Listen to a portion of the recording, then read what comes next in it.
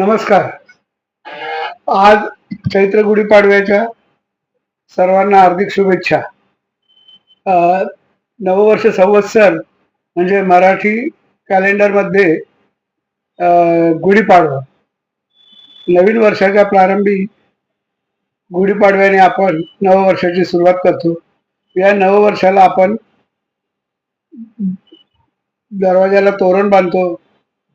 नवीन आलेलं धान्य आहे त्याची माळ तयार करतो, फुलांची माळ तयार करतो, झेंडूच्या फुलांची माळ तयार करतो आणि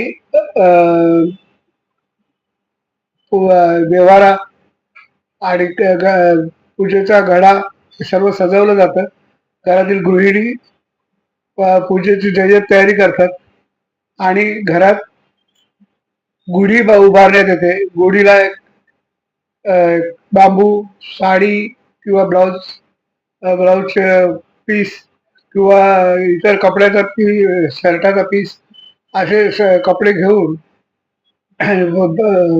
फुलांची माळ, एक लोटा घेऊन ती गुढी बांधून उभारण्यात येते दरवाजात घरोघर.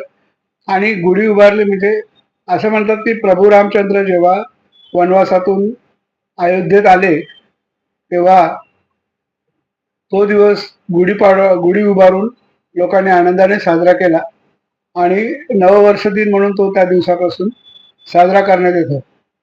आपण त्याचप्रमाणे आपल्या वर्षभरातील काही अपेक्षा असतात, संकल्पना असतात. व्यवहारात आपल्याला भरभराट व्हावी, 4 पैसे उत्पन्न मिळावं, घरात सुख समृद्धी यावी, सगळ्यांचं आरोग्य चांगलं राहावं, घराबद्दलची काही स्वप्न असतात माणसांची ती पूर्ण व्हावी, काही गरजेच्या वस्तू असतात त्या घेता याव्यात, काही खरेदी करता यावी. आपल्यासाठी तर नाहीच, पण आपल्या मुलाबाळांसाठी, आपल्या नातेवाईकांसाठी, आपल्या मित्रांसाठी, आपल्या कार्यालयासाठी, आपल्या सहकाऱ्यांसाठी, कर्मचारी वगैरे असतील त्यांचे काही काही करणाऱ्याने अनेक मनसुबे आणि अनेक संकल्प असतात. आपण गुढीपाडव्याला ते पूर्ण करण्याचा प्रयत्न करतो आणि गुढीपाडवा हा सर्व समाजाने एकत्र येऊन साजरा करण्याचा सण आहे. आणि म्हणून 3.5 मुहूर्तापैकी एक मुहूर्त म्हणजे गुढीपाडवा ही आपल्याकडे धर्मशास्त्रातली गुढीपाडव्याबाबतची संकल्पना आहे.